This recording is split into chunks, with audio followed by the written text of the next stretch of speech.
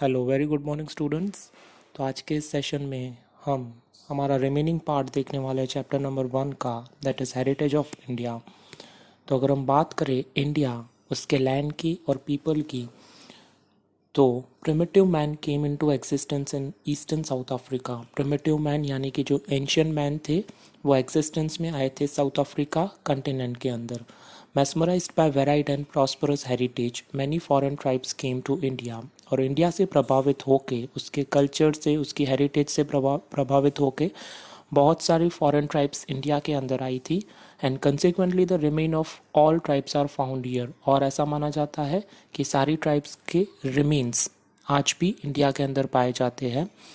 The Dravidians were considered to be the most ancient people of India. Dravidians ऐसी caste के people है जिन्हें सबसे एंशियंट पीपल माना जाता है इंडिया के अंदर। But the modern researcher of linguistic and anthropology have proved that even before the Dravidians 6 more tribes came and settle in India. But जब मॉडर्न रिसर्च हुई लिंग्विस्टिक के बेसिस पे, यानी कि लैंग्वेज और एंथ्रोपोलॉजी के बेसिस पे, यानी कि जो एंशियंट बुक्स होती है उसके बेसिस पे, तो पता चला कि द्रविडियन पीपल से भी पहले 6 ऐसी ट्राइब्स थी, ऐसे पीपल थे जो इंडिया के अंदर आके सेटल हुए। तो let's explore more about them. तो चलिए हम देखते हैं कि कौन से ऐसे पीपल थे। नंबर फर्स्ट है निग्रोइड, जिनका मीनिंग है हब्सी पीपल। अब some historians believe that Negrito और Negroes are the most ancient inhabitants of India. कुछ हिस्टोरियंस ऐसा मानते हैं कि जो नीग्रेट या नीग्रोस पीपल है वो सबसे एंशियंट इनहेबिटेंट्स हुआ करते थे इंडिया में। They came from Africa via Balochistan to India. वो अफ्रीका से आए थे वाया बलूचिस्तान होके, जो कि पाकिस्तान अफगानिस्तान के पास में है। They were black having height of 4 to 5 feet and curly hair. उनका अपीयरेंस ब्लैक कलर का था एंड जिनकी हाइट थी 4 to 5 feet एंड उनके कर्ली हेयर थे। नेक्स्ट जो ट्राइब आई थी वो थी Australoid, that is the Nishad people. People of this tribe came from south east Asia. ऐसा माना जाता है कि इस ट्राइब के पीपल जो थे वो साउथ ईस्ट एशिया से आए थे। द फिजिकल फीचर्स वेयर, उनके फिजिकल फीचर्स यानी कि उनका रंग ढंग इस तरह का था, black skin with broad head. उनकी स्किन ब्लैक थी और हेड जो था वो चौड़ा था, यानी कि ब्रॉड था। Flat nose, short in height, छोटी हाइट वाले थे, एक्सेट्रा। ये उनके फीचर्स थे। The Aryan who came later on to India call them Nishad. और जो आर्यन जो बाद में आए थे वो इन पीपल को, यानी कि ऑस्ट्रेलॉइड पीपल को निषाद पीपल करके बुलाते थे और मानते थे। The origins of the tribes like Kol and Munda, Khasi tribes of Assam, the tribes of Nicobar and Myanmar have similarity to the Australoids. और आज की डेट में कोल एंड मुंडा, जो कि schedule caste and schedule tribes मानी जाती है असम के ऐसी एरियाज में, यानी कि खासी tribes of the Assam, Andaman and Nicobar के निकोबार की जो ट्राइब्स है वो, एंड म्यांमार, उन्हें इन पीपल को ऐसी सिमिलरिटीज़ जैसा बताया जाता है कि उनकी जो अपीयरेंसेस है वो आज भी हमें निषाद पीपल इन प्लेसेस पे देखने के लिए मिलते हैं। Their contribution in the development of the Indian culture and civilisation is immense. इनका कंट्रीब्यूशन यानी कि इनका योगदान इंडियन कल्चर को आगे बढ़ाने में, सिविलाइजेशन जो पहले का कंस्ट्रक्शन हुआ करता था और सिविलाइज पीपल रिस्पॉन्सिबिलिटी समझने के लिए इनको इमेंस यानी कि बहुत बड़ा योगदान था इनका। दे मेड क्ले यूटेंसिल्स, इन्होंने क्ले यूटेंसिल्स बनाए। वॉर कॉटन क्लोथ पहने इन्होंने। न्यू मैनी अदर स्किल्स, इनके अंदर बहुत अलग अलग स्किल्स हुआ करती थी। They had great religious beliefs too, और ये इनके अंदर धार्मिक भावना भी बहुत होती थी गॉड को वर्शिप करने के लिए। अब आते हैं हमारे नंबर 3 ट्राइब के ऊपर, जो है द द्रविडियंस। हमने इंट्रोडक्शन में देखा कि द्रविडियंस को सबसे एंशियंट पीपल माना जाता है। तो चलिए डिस्कस करते हैं कि क्यों इन्हें एंशियंट पीपल माना जाता है। Dravidians were considered to be the creator of the Sindhu valley civilisation of Mohenjodaro and the direct descendants of stone art culture. Dravidians को Sindhu valley civilisation of Mohenjodaro, जो एक एंशियंट साइट है, उनका और डायरेक्ट डिसेंडेंट्स माना जाता है स्टोन आर्ट कल्चर का। यहाँ पे स्टोन आर्ट कल्चर का मीनिंग ये होगा कि आज हम जितने भी एंशियंट मॉन्यूमेंट्स देखते हैं जो कि स्टोन के ऊपर कार्व करके बनाए हुए हैं, स्टोन के यूटेंसिल्स एक्सेट्रा, जिसे स्टोन एज बोला जाता था, ये तब से लेकर इंडिया में सेटल माने जाते हैं। The tribes which came from north survive with their language and cultural features. जो ट्राइब्स नॉर्थ में से आई थी वो इंडिया के अंदर अपनी लैंग्वेज और कल्चरल फीचर्स की वजह से सरवाइव कर सकती थी। Later on they were only called as Dravidians, और उन्हें लेटर ऑन यानी आगे चल के द्रविडियन पीपल के नाम से जाना जाने लगा। Dravidians gave the concept of mother as a goddess and father as a god. और ये द्रविडियन पीपल ही थे, ये वही ट्राइब थी जिन्होंने मदर को गॉडेस के नाम से जाना और फादर को गॉड के नाम से जाना। So the thought of Parvati and Shiva as mother and father developed, और तब से लेकर जो पार्वती जिन्हें गॉडेस और शिवा एज अ गॉड तब उसी समय से लेकर माना जाता है। And more over the tradition of worshipping nature is a gift of the Dravidians, और जो नेचर को वर्शिप करने की गिफ्ट है वो द्रविडियंस पीपल ने दी हुई है। The tradition of worshipping with dhoop that is incense sticks, deep that is lamp and aarti are considered to be the gift of the Dravidians people. और आज जो हम धूप यानी कि इंसेंस स्टिक्स जो मंदिर में अगरबत्ती जलाते हैं, दीप यानी कि लैंप जलाते हैं और आरती करते हैं गॉड की, वो द्रविडियंस पीपल की ही गिफ्ट मानी जाती है। Besides nature and animal worshipping etcetera are their features. Nature को और एनिमल्स को वर्शिप करना भी हमें द्रविडियन पीपल ने सिखाया। Original deities of Dravidians have been accepted by Aryans. जो ओरिजिनल डेटीज यानी कि जो देवता होते थे द्रविडियंस के, उनको एक्सेप्ट किया आर्यन पीपल ने, and when re-establish by them as a god of culture with pace of time. और जैसे जैसे टाइम प्रोग्रेस हुआ वैसे गॉड ऑफ कल्चर यानी कि जो कल्चर के गॉड थे उन्हें आर्यन पीपल ने एक्सेप्ट करना शुरू किया। Under the tremendous influence of north, Aryan culture was deeply internalised by the Dravidians. और इन ये जो ट्राइब थी जो नॉर्थ से लेकर आई थी, उनसे इन्फ्लुएंस होके, प्रभावित होके आर्यन आर्यन कल्चर जो था इंडिया के अंदर वो बहुत ही डीपली प्रभावित हुआ और द्रविडियंस पीपल को बहुत अच्छा मानने लगे, अच्छी ट्राइब मानने लगे। Hence intercaste marriages took place, और फिर अलग अलग कास्ट के बीच में मैरिजेस होने लगी। And therefore Dravidians had matricial system of family, और इनकी जो फैमिली की सिस्टम थी वो इस तरह से थी कि अलग कास्ट के अंदर भी मैरिज करना अलाउ किया। Dravidians progressed a lot in different crafts and arts like building of boat and raft, weaving, spinning, dyeing etcetera. और आज हम ये मान के चल रहे हैं जो बोट बिल्डिंग होती है या राफ्टिंग करते हैं, वीविंग की industries, spinning, dyeing etcetera, cloth की जो इंडस्ट्रीज होती है वो इन्हीं पीपल की यानी कि द्रविडियन पीपल की ही देन है इंडिया को। And due to the dominance of the Aryans they shifted to south India and settled here.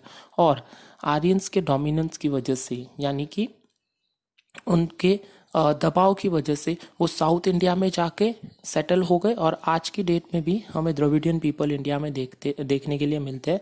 चलिए देखते हैं कौन से ऐसे एरियाज है इंडिया में जहाँ पे द्रविडियंस पीपल होते हैं। As a result today we can see the people speaking Dravidian family languages like Tamil, और इसी की वजह से हमें आज द्रविडियन फैमिली लैंग्वेजेस के जो पीपल है वो तमिल, तेलुगु, कन्नड़ा एंड मलयालम एक्सेट्रा, जो साउथ इंडिया की कर्नाटका, आंध्र प्रदेश, केरला, तमिलनाडु एक्सेट्रा, तेलंगाना जैसी जो प्लेसेस है वहाँ पे आज भी ये पीपल हमें मिलते हैं।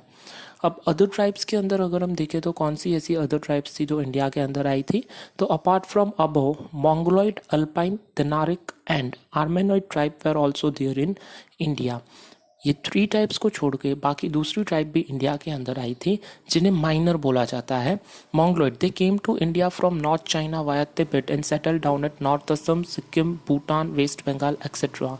ये ट्राइब के जो पीपल थे वो नॉर्थ चाइना से आए थे तिब्बत होके, एंड ये इंडिया के नॉर्थ असम, सिक्किम, भूटान यानी कि नॉर्थ ईस्ट के जो स्टेट्स है, ईस्ट में जो बंगाल आया हुआ है, वेस्ट बंगाल, वहाँ पे सेटल हो गए। दे ग्रेजुअली इंडियनाइज्ड देमसेल्फ, और धीरे धीरे करके अपने आप को ये इंडियनाइज्ड फैमिली के अंदर इंक्लूड करने लगे। Mongoloid people possessed the physically characteristics like yellow complexion. In people की फिजिकल फीचर्स, कैरेक्टरिस्टिक्स यानी कि उनका जो बॉडी का स्ट्रक्चर था वो येलो कॉम्प्लेक्शन वाले थे, यानी कि स्किन का कलर येलोइश टाइप था, फ्लैट फेस था, chubby cheeks, almond shaped eyes etcetera. Mongoloids were of yellow complexion and they are known as Kirat. And because इनका कॉम्प्लेक्शन स्किन का कलर येलो टाइप था तो इन्हें किराट पीपल के नाम से जाना जाने लगा. Now next one is the Alpine, Dinaric and Armenoid. तो चलिए देखते हैं कि ये पीपल कहाँ से आए थे. These people migrated from central Asia. ये पीपल सेंट्रल एशिया से माइग्रेट करके इंडिया में आए थे. All these three tribes have similarities. इन तीनों ट्राइब्स के बीच में हमें सिमिलरिटी यानी एक जैसा देखने मिलता है. The origin genes of these tribes are found in large number in Gujarat, Saurashtra, Maharashtra, Bengal and Odisha, formerly known as Odisha. और ये ट्राइब के पीपल के अंदर एक ही जैसे जीन्स यानी कि इनकी जो सिमिलरिटीज़ थी इन तीनों ट्राइब्स की वो एक जैसी थी. और आज भी इन स्टेट्स की जो हमने बात की, गुजरात, सौराष्ट्र, महाराष्ट्र, बंगाल एंड उड़ीसा, वहाँ पे हमें इन ट्राइब के पीपल देखने के लिए मिलते हैं. तो चलिए हम देखते हैं हमारा नेक्स्ट जो ट्राइब है, that is the Aryans. The Nordic Aryans were the creators of the Aryan civilisation in India. जो नॉर्डिक आर्यंस थे उन्हें आर्यन सिविलाइजेशन का क्रिएटर माना जाता है, यानी कि उन्होंने आर्यन सिविलाइजेशन बनाई थी. Hindus were called Aryans in the ancient time and the area where they were densely populated was called Aryavrat. Hindus people को, यानी कि जिनका एंशियंट नेम था आर्यंस, हम ये मान के चल सकते हैं कि जो हिंदू पीपल बने हैं वो आर्यन ट्राइब के ऊपर से बने हैं. और जहाँ पे ये डेंसली पॉपुलेटेड यानी ज़्यादातर आर्यन स्टे किया करते थे, उस एरिया को आर्यव्रत माना जाता था. As 7 rivers were flowing over there, the region was named as सप्त सिंधु. और जहाँ से 7 rivers 7 नदियों का समूह निकलता था उसे सप्त सिंधु माना जाता है. In ancient time the first Aryan population was concentrated in the north west. Ancient time में यानी कि पुराने समय में जो फर्स्ट आर्यन पॉपुलेशन देखने में आई थी वो नॉर्थ वेस्ट एरिया था इंडिया का. The area of Aryavrat was extended up to Mithila, Bihar in the east. और ये आर्यव्रत का जो एरिया है जहाँ पे आर्यंस पीपल बेसिकली स्टे करते थे वो एक्सटेंड होता है मिथिला, बिहार, जो कि अभी का नेम है, वहाँ से लेकर in south it is spread up to Vindhyachal during post Vedic period. जब वैदिक पीरियड फिनिश हुआ तो बिहार से लेकर विंध्याचल तक इन पीपल की ट्राइब्स हमें देखने के लिए मिलती है. They were more advanced people than any other contemporary tribes. ये पीपल ऐसे एडवांस होते थे जो बाकी सारी जितनी हमने ट्राइब्स डिस्कस की उनसे ज़्यादा एक्टिव होते थे, उनसे ज़्यादा नॉलेज होता था इनके अंदर, उनसे ज़्यादा स्किल्स होती थी इनके अंदर. This vast land was recognised with various names as Bharat Bhumi. और इसी बड़ी लैंड को, यानी कि यहाँ पे हम इंडिया की बात कर रहे हैं, तो इसी लैंड को अलग अलग नामों से जाना जाने लगा, जैसे कि भारत भूमि, भारत खंड and Bharat Varsh etcetera, after the name of the king Arya Bharat और भारत कुल tribe.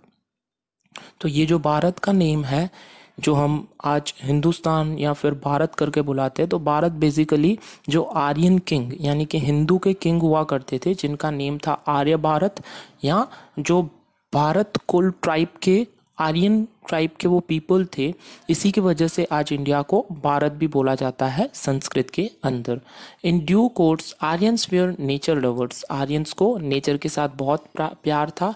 They loved and worship the trees. वो ट्रीज को वर्शिप करते थे. They loved and worship the trees. वो ट्रीज़ को एंड नेचर को लव करते थे, ट्रीज़ की पूजा करते थे. The rivers, the mountains, the sun, the wind and the rain, जो नेचर के फैक्टर्स होते थे उनकी वो बहुत अच्छी तरह से पूजा करते थे. That's why they are known as the nature lovers. They had composed hymns for praying to various natural elements. और इन्होंने अलग अलग तरह के हिम्स यानी कि भजन बनाए हुए थे नेचर के, जो हमने फैक्टर्स डिस्कस किए, रिवर्स, ट्रीज, सन, इन सबको वर्शिप करने के लिए अलग अलग भजन बनाए हुए थे. In due course of time some religious ceremonies like recitation of Vedas, performing yagya and other activities become prevalent in India. और इसी की वजह से कुछ रिलीजियस सेरेमनी इंडिया के अंदर लाइक रिसाइटेशन ऑफ वेद को पढ़ना, हमारे जो 4 वेदास हैं, यज्ञ परफॉर्म करना and other kinds of activities धीरे धीरे करके इंडिया के अंदर फेमस हो गई due to the Aryan people. There was a fine amalgamation of those tribes with their specific style of living and harmonious culture was formed. और इस तरह से अलग अलग तरह का एमलगमेशन हुआ इंडिया के अंदर, यानी कि जैसे अलग अलग ट्राइब्स इंडिया के अंदर आई, एक दूसरे के साथ में एमलगमेट यानी कि मिक्स होती गई. उनकी जो स्पेसिफिक स्टाइल थी रहने की और हारमोनियस कल्चर था, वो कल्चर के साथ में रहते थे, नेचर लवर्स थे. और इसी वजह से India as a glorious and prosperous heritage, और इसी की वजह से इंडिया की जो प्रॉस्परस और ग्लोरियस यानी कि बहुत अच्छी हेरिटेज हमें दिखाई देती है, वो अलग अलग ट्राइब्स की वजह से है. These foreigner and Indian tribes amalgamated in such a way over a long period of time that they lost their individual identity through intercaste marriages. और ये फॉरेन की जो ट्राइब्स थी, जो अलग कंट्रीज से आई थी, इंडिया के अंदर आके सेटल हो गई. एमलगमेशन हुआ यानी कि ट्राइब्स जो अंदर अंदर मिक्स हुई, तो उन्होंने अपनी आइडेंटिटी को खो दिया. और इसी की वजह से इंटरकास्ट मैरिजेस यानी अलग अलग कास्ट में जो मैरिजेस होने लगी, तो फिर आर्यन द्रविडियन पीपल के साथ में और अलग अलग ट्राइब के जो पीपल थे, उनकी जो इंटरकास्ट मैरिजेस होने लगी, तो इसी वजह से इंडिया एक वेरिड कल्चर बनाता है. Outsiders and local people were greatly influenced by languages, script, names and religious beliefs etcetera. जो आउटसाइडर्स पीपल थे, अलग कंट्री के जो पीपल थे, वो बहुत ज़्यादा प्रभावित होते हैं इंडिया की लैंग्वेज, स्क्रिप्ट यानी कि जो लिखने की भाषा होती है वो, अलग अलग नेम से लेकर रिलीजियस बिलीफ से लेकर. People played a vital role in Indianizing these foreigners. Since ancient times a composite culture has been created in India. और बहुत ही एक इम्पॉर्टेंट रोल प्ले होता है जो फॉरेन की ट्राइब्स यहाँ पे सेटल हुई. And since ancient time composite culture has been created in India, अलग तरह का कल्चर इंडिया के अंदर क्रिएट होता है. They all then become Indians, और उनकी जो फिर आइडेंटिटी बन गई इंडिया के अंदर, उन्हें इंडियंस बोला जाने लगा. In short, in ancient India the amalgamation of various cultures enriched Indian culture by making it variegated and prosperous. और इन शॉर्ट एंशियंट इंडिया के अंदर ये जो अलग अलग कल्चर्स का एमलगमेशन हुआ, जो मिक्सअप हुआ, इसी की वजह से इंडिया एक वेरीगेटेड एंड प्रॉस्परस कंट्री माना जाता है. तो चलिए देखते हैं, हमारा नेक्स्ट टॉपिक है preservation and conservation of the heritage. Preservation and conservation का मीनिंग होता है बचा के रखना और उसका प्रोटेक्शन करना हेरिटेज का. Each aspect of Indian heritage made India eye catching. हर एक एस्पेक्ट, हर एक पहलू जो है इंडियन हेरिटेज का, वो आई कैचिंग है. Pictures Q and attractive. Pictures Q एक ड्राइंग का मोड होता है, और अट्रैक्टिव इसी तरह से ये जो हमारा कल्चर है वो अट्रैक्टिव है. Heritage brought glory to the nation. Heritage nation के अंदर ग्लोरी लेकर आता है, यानी कि खुशियाँ लेकर आता है. India attend a leading position in the world by keeping it's rich heritage protected and preserved. India कि वर्ल्ड के अंदर एक लीडिंग पोजीशन है, उसने अपनी पोजीशन को बरकरार करके रखा है because of its rich heritage. उसका जो हेरिटेज है वो बहुत ही रिच है, not in terms of money but in terms of the culture, in terms of the heritage, in terms of the people, जिनकी वजह से ये कल्चर आज तक प्रोटेक्ट और प्रिजर्व होके रहा है. Thus it is the primary and pious duty of every citizen of India to see that nobody harms the ancient memorials and also to preserve places having historical importance and values. और ये हर एक नागरिक की India के अंदर जिम्मेदारी होती है, ड्यूटी होती है कि कोई भी इन एंशियंट मेमोरियल्स जो कि हमारे जो अलग अलग ट्राइब इंडिया के अंदर सेटल हुई थी, उनकी देन है, उन्होंने हमें दिया हुआ है, तो उसको हम प्रिजर्व करके रखें, उसकी हिस्टोरिकल इम्पोर्टेंस को जानें और वैल्यूज़ को प्रोटेक्ट करके रखें. इन आर कॉन्स्टिट्यूशन, हमारे संविधान में the fundamental duty of every citizen, हर एक इंडियन सिटीजन की फंडामेंटल ड्यूटी आर्टिकल 51A में मेंशन की हुई है. In that 6, 7 and 9 describe the following duties for preservation of our cultural heritage, they are given below. और उस कॉन्स्टिट्यूशन के आर्टिकल के अंदर जो 6, 7 और 9 नंबर का एक्ट है, उसके अंदर कल्चरल हेरिटेज को कैसे प्रिजर्व करना है वो दिया हुआ है. तो चलिए देखते हैं कुछ पॉइंट्स हमें हमारी क्या ड्यूटी बनती है इस कल्चर को प्रोटेक्ट करने के लिए। तो नंबर 1 है to understand the importance of our harmonious culture, prosperity and to preserve it. हमें हमारे हार्मोनियस कल्चर का इम्पोर्टेंस जानना चाहिए, उसका महत्व जानना चाहिए, प्रॉस्पेरिटी कितना प्रॉस्परस है वो, और उसको प्रिजर्व करना हमारी ही जिम्मेदारी बनती है। Number 2 is maintaining the forest, tanks, rivers, ponds and the wildlife, animals and birds along with maintaining the natural environment। और ये हमारी ही जिम्मेदारी है कि हम फॉरेस्ट को, टैंक्स को, रिवर्स को, पॉन्ड्स को, वाइल्ड एनिमल्स को, बर्ड्स को, उन्हें अच्छी तरह से मेंटेन करके रखें नेचुरल एनवायरनमेंट के अंदर, क्योंकि हर एक लिविंग क्रिएचर की एक अलग इम्पोर्टेंस होता है नेचर की ही, हमें ही उनकी प्रोटेक्शन करनी है, बाकी कोई भी नहीं कर सकता। And to show compassion for all the living creatures, और सभी लिविंग क्रिएचर्स के प्रति हमें दया और करुणा दिखानी है। The protection of public property and giving up violence are also included in it. Public property का प्रोटेक्शन करना, वायोलेंस यानी कि जो गुस्सा आता है उसे हमें छोड़ देना है, और उन सबको साइड में रख के हमें पब्लिक प्रॉपर्टी को प्रोटेक्ट करके रखना है। Thus nature has created beautiful landscape. Nature ने तो ब्यूटीफुल लैंडस्केप क्रिएट किए हुए हैं। Now we should maintain the purity, sanctity and beauty of these places considering it is to be our moral duty। Nature ने तो अपना काम बहुत अच्छी तरह से किया हुआ है, अब ये हमारी जिम्मेदारी है कि इसकी ब्यूटी को, इसकी प्योरिटी को हम मेंटेन करके रखें। ये हमारी मोरल ड्यूटी होती है हर एक सिटीजन की। The Indian heritage is an outcome of the development of the people of India over a long period of time. और ये जो इंडियन हेरिटेज हमें गिफ्ट में मिला हुआ है हमारे पुरखों की तरफ से, वो आउटकम है हमारे पुरखों की बहुत लंबे समय की मेहनत के बाद में ये हमें मिला हुआ है। And nature has generously donated abundant prosperity to India. और नेचर ने बिना किसी भेदभाव किए हुए हमें इतनी नेचुरल प्रॉपर्टी दी हुई है कि उसकी प्रोटेक्शन करना ये हमारी जिम्मेदारी बनती है। India achieved invaluable opportunities in all the fields of gradual development due to India's peculiar natural structure। और इंडिया ने एक ऐसी पोजीशन हासिल की हुई है, ऐसा इनवैल्यूएबल अपॉर्चुनिटी मिली हुई है हर एक फील्ड के अंदर कि जिसने ग्रेजुअली डेवलपमेंट किया है। धीरे धीरे हमारे नेशन ने हमेशा डेवलपमेंट ही किया है, और उसका यही रीज़न है कि यहाँ का जो नेचुरल स्ट्रक्चर है वो हमें सब कुछ प्रोवाइड करता है।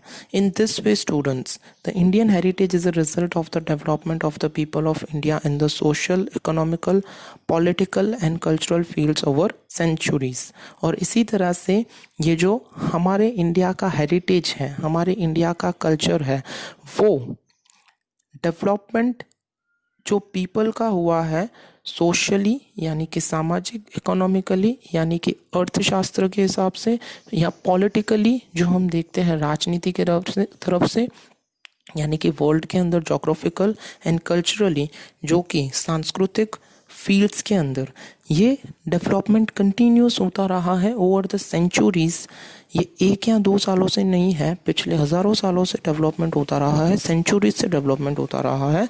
तो it is our responsibility that we should maintain our cultural heritage and respect the heritage of India. So thank you students, here our first chapter is over.